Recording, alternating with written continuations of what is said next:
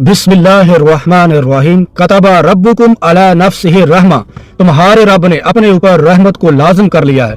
जब इंसान गुनाहों की तारीकी में डूबा हो और दिल शर्मिंदगी और बोझ से भरा हो और फिर ये गुमान करे कि शायद अब मेरे लिए कोई उम्मीद बाकी नहीं रही, तब यही अल्फाज इंसान के दिल को सहारा देते हैं और उम्मीद की एक नई किरण जगा देते हैं कि तुम्हारे रब ने अपने ऊपर रहमत को लाजिम कर लिया है।